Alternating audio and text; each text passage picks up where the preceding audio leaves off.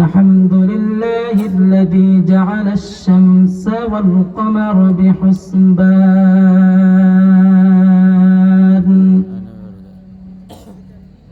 والنجم والشجر يسجدان وفضل زمانا على زمان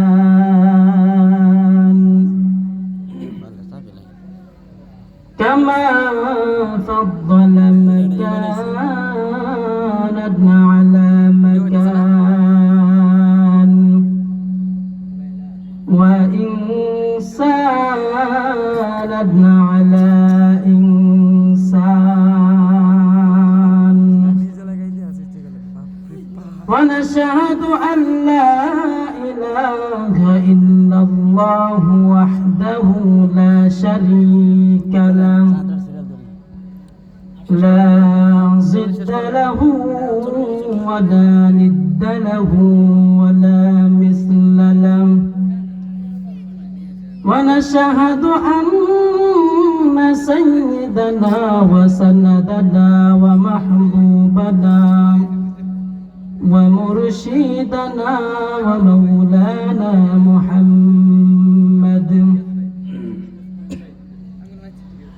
ومولانا محمدا عبده ورسوله أرسله الله تعالى بالحق بشيرا ونذيرا وداعيا إلى الله بإذنه سراجا وقمرا منيرا أما بعد فأعوذ بالله من الشيطان الرجيم بسم الله الرحمن الرحيم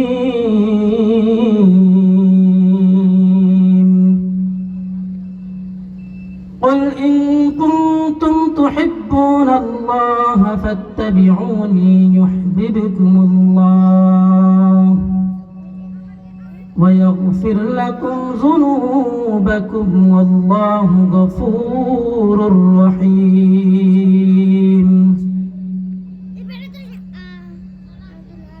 أو كما قال النبي صلى الله عليه وسلم من أحب سنتي فقد أحبني ومن أحبني كان معي في الجنة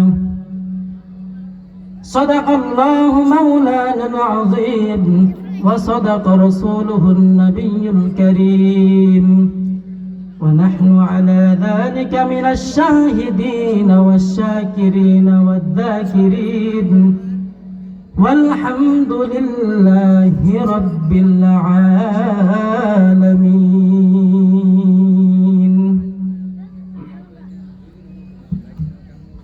الحمد لله দারুল ফালাহ ও আসিয়া জান্নাত মহিলা মাদ্রাসার বিস্তার ফজিলত উপলক্ষে সপ্তম বার্ষিক ইসলামী মহাসম্মেলনের আজকের সম্মানিত সভাপতি ও প্রধান অতিথি এবং দূর দূরান্ত থেকে আগত হযরত উলামায়ে কেরাম আমার সামনে উপবিষ্ট এলাকার মুরব্বী বাবারা, যুবক ভাইয়েরা, স্নেহের ছোট ভাইয়েরা, পর্দার অন্তরালে সম্মানিত মা ও বোনেরা, সকলের প্রতি আমার সালাম। আসসালামু আলাইকুম ওয়া রাহমাতুল্লাহি ওয়া বারাকাতুহু। মহান আল্লাহ পাক রব্বুল আলামিনের দরবারে লাখো কোটি শুকরিয়া, যে মহান রব্বুল আলামিন আমাদেরকে দ্বীনি একটা পরিবেশ, দ্বীনি মজলিস, কোরআনের মাহফিলে এসে কিছু কথা শোনার জন্য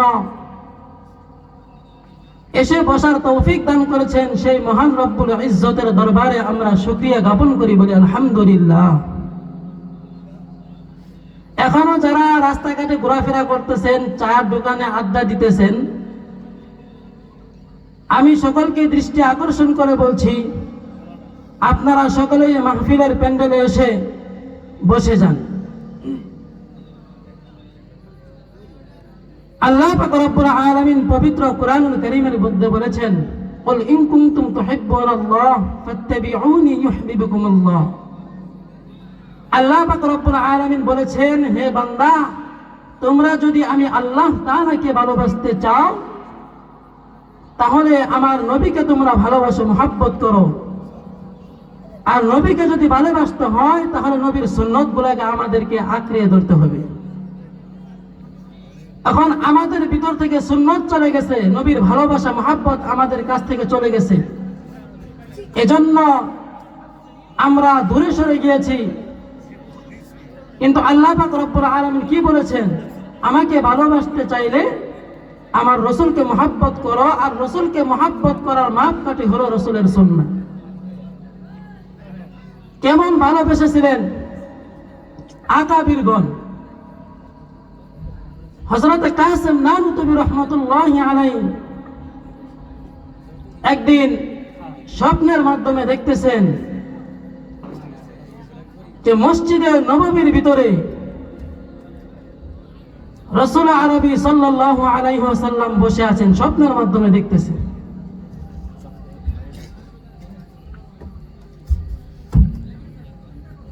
যে দেখেন কাসেম নানুতুবি ও তার জামানার একজন লোক, সমস্ত লোকগুলো এলাকার সেই রসুলকে দেখার জন্য মসজিদের দিকে রওনা দিয়েছেন।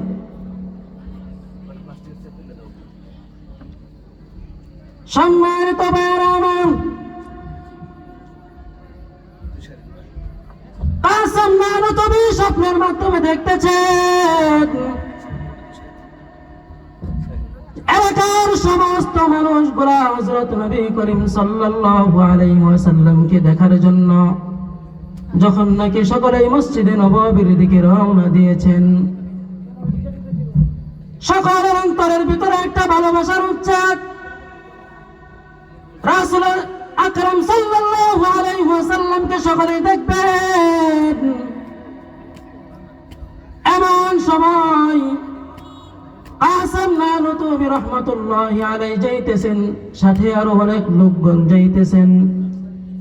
কিন্তু সমস্ত লোকদের ভিতরে আরো একজন লোক ছিল, তার নাম ছিল হুসাইন আহমদ গঙ্গোহী রহমাতুল্লাহি আলাইহি। হুসাইন আহমদ গঙ্গোহী রহমাতুল্লাহি আলাইহি যখন নাকি নবীর দরবারে গেলেন, রাসূল তাকে মুহাব্বত করে ভালোবেসে তাকে যখন তার পাশে এনে বসাইলেন, আর কাসেম নানুতুবি রহমাতুল্লাহি আলাইহি রাস্তা দিয়ে আস্তে আস্তে সুন্নত তরিকায় হেঁটে হেঁটে রাসূলের দরবারে এসেছেন। রাসূল আরবি সাল্লাল্লাহু আলাইহি ওয়াসাল্লাম কাসেম নানুতুবি রহমাতুল্লাহি আলাইহিকে সুন্দরভাবে আদর করে তার কোলের ভিতরে বসাইলেন। এইবার হুসাইন আহমদ গঙ্গোহী রহমাতুল্লাহি আলাইহি মনে মনে বলেন, এত আবেগ নিয়ে ভালোবাসা নিয়ে আমি রসুলকে মুহাব্বত করে সবার আগে দৌড়াইয়া দৌড়াইয়া আমি রসুলের দরবারে আসলাম।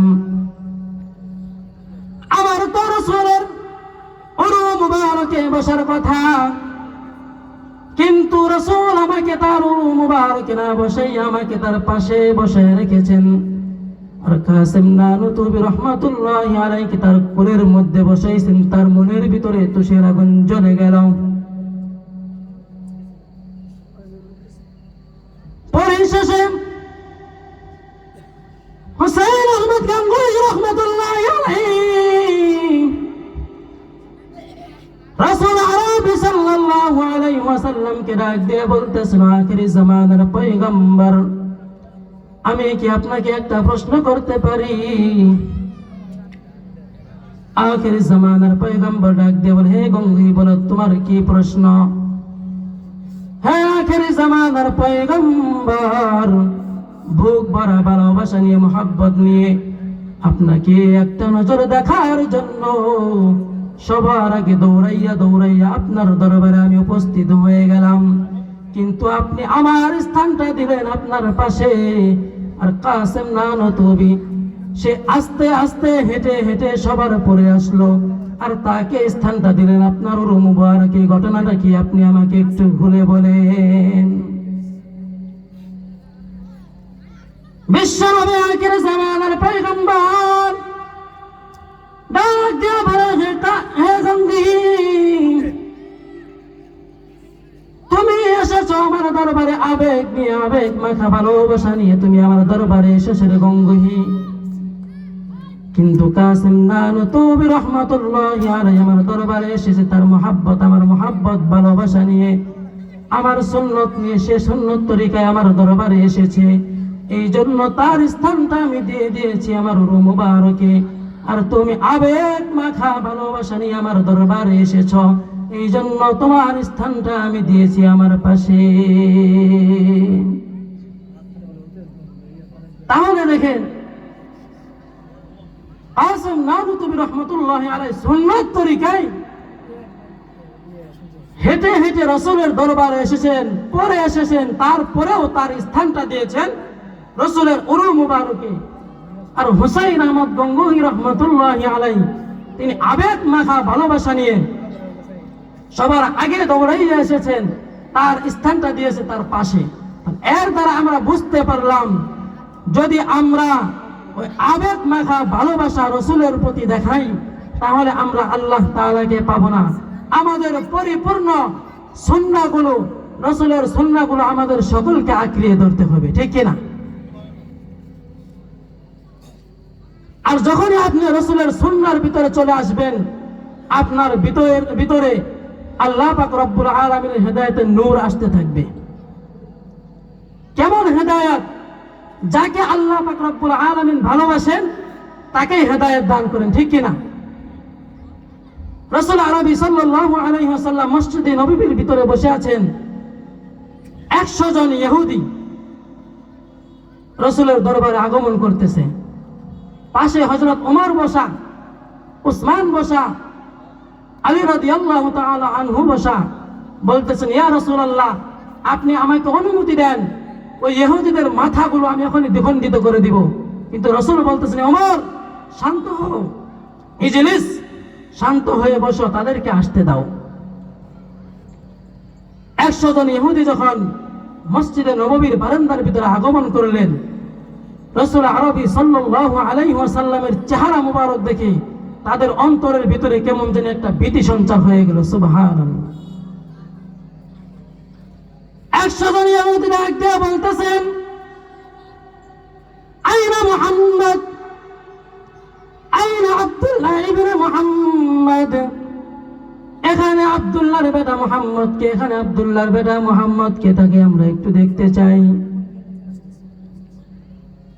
এবার রাসূল আরবি সাল্লাল্লাহু আলাইহি ওয়াসাল্লাম ডাক দিয়ে বলতেছেন, হে ইহুদি, তোমাদের কি সমস্যা বলো, আমার কাছে বলো। এবার ইহুদিগুলো ডাক দিয়ে বলতেছেন, তুমি নাকি কি এমন ধর্ম নিয়ে এসেছো, ওই ধর্ম পালন করলে নাকি জান্নাত পাওয়া যাবে, তুমি নাকি নবী দাবি করো। আমরা 100 জন ইহুদি 100 বছর গবেষণা করে আমরা 3টা প্রশ্ন বানিয়ে এনেছি। এই 3টা প্রশ্নের জবাব যদি তুমি মুহাম্মদ দিতে পারো, তাহলে কথা দিচ্ছি আমরা 100 জন ইহুদি তোমার হাতে বাইয়াত গ্রহণ করে মুসলমান হয়ে যাব।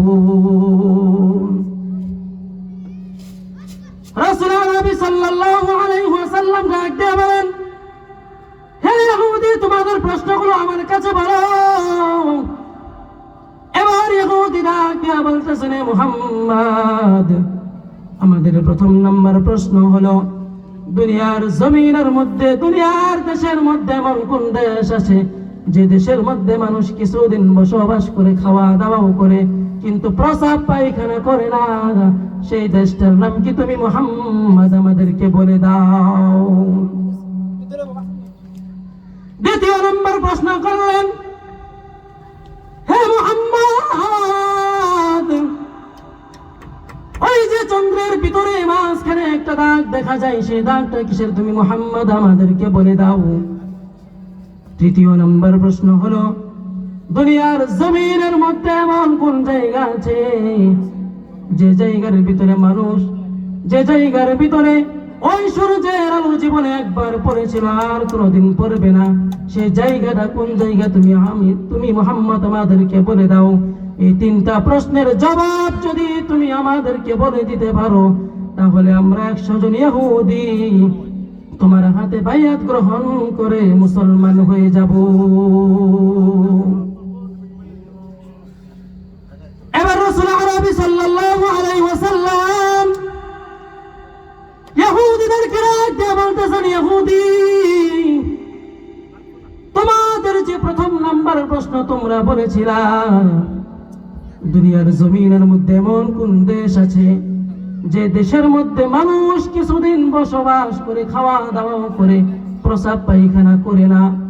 সে দেশটা ভারত নয়, আমেরিকাও নয়, অস্ট্রেলিয়াও নয়, পাকিস্তান নয়, সে দেশটা হলো তোমার আমার মায়ের পেটের গর্ভের দেশ। সুবহানাল্লাহ।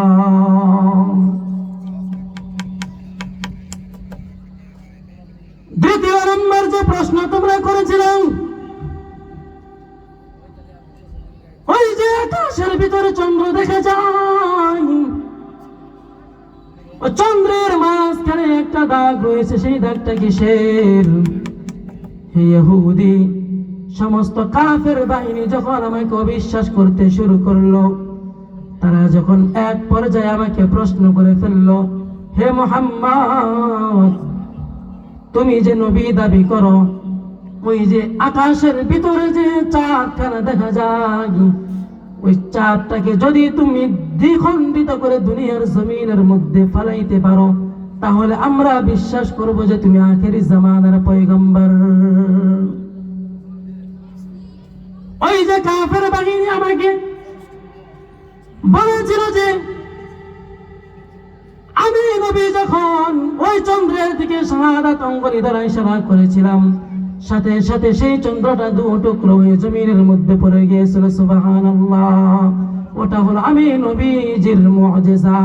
হে ইহুদি, তোমাদের যে তৃতীয় নাম্বার প্রশ্ন হয়েছিল, দুনিয়ার জমিনের মধ্যে এমন কোন জায়গা আছে যে জায়গার ভিতরে সূর্যের আলো একবারে পড়েছিল আর কোনোদিন পড়বে না? হযরত মূসা আলাইহিস সালামকে যখন ফেরাউন বাহিনী যখন দাওয়া করলো, হযরত মূসা আলাইহিস সালাম যখন এক বিশাল নদীর সামনে, নীল দরিয়ার সামনে যখন সম্মুখীন হয়ে গেলেন, হযরত মূসা আলাইহিস সালাম যখন আল্লাহ পাক রব্বুল আলামিনের কাছে দোয়া করলেন, আল্লাহ পাক রব্বুল আলামিন হযরত মূসা পয়গম্বর একটা লাঠি দ্বারা যখন ওই পানির ভিতরে স্পর্শ করেছিলেন, পানির ভিতর দিয়ে সুন্দর একটা বড় রাস্তা হয়ে গিয়েছিল। হে ইহুদি, ওই যে সূর্যের আলো ওই রাস্তার ভিতরে একবার পড়েছিল, আবার যখন ফেরাউন বাহিনী যখন নীল দরিয়ার মাঝামাঝি আসলেন, আল্লাহ পাক রব্বুল আলামিন আবার সেই নীল দরিয়াটাকে আগের মতো করে দিলেন। ওই যে রাস্তা যখন হয়েছিল, ওই যে সূর্যের আলো একবার পড়েছিল, আর কিয়ামত পর্যন্ত আর কোনোদিন সেই সূর্যের আলো পড়বে না। এবার 100 জন ইহুদি সাথে সাথে দু চোখের পানিগুলো ঝরঝর করে ছেড়ে দিয়ে আখির জামানার পয়গম্বর বিশ্বনবী মুহাম্মদুর রাসূলুল্লাহ সাল্লাল্লাহু আলাইহি ওয়াসাল্লামকে জড়িয়ে ধরে বলে, হে আখিরি জামানার পয়গম্বর, আর দেরি নয়, আর দেরি নয়, আপনি আমাদের সকলকে পড়াইয়া দেন লা ইলাহা ইল্লাল্লাহু মুহাম্মাদুর রাসূলুল্লাহ সাল্লাল্লাহু আলাইহি ওয়াসাল্লাম। হেদায়েতের মালিক কে? আল্লাহ তাআলা। আল্লাহ পাক রব্বুল আলামিন যখন যাকে চান তাকেই হেদায়েত দান করতে পারেন। সময় সংকীর্ণতার কারণে আলোচনা দীর্ঘায়িত করার কারণে সকলে আমার জন্য দোয়া করবেন। আল্লাহ পাক রব্বুল আলামিন যেন আমাকে দ্বীনের খাদেম হিসেবে কবুল করে। যাই 2-4 কথা বললাম, যদি কোনো ভুল বেয়াদবি হয়ে থাকে ছোট মানুষ হিসেবে ক্ষমার দৃষ্টিতে দেখবেন। আখির দাওয়ানা আলহামদুলিল্লাহি রাব্বিল আলামিন। আসসালামু আলাইকুম ওয়া রাহমাতুল্লাহি ওয়া বারাকাতুহু।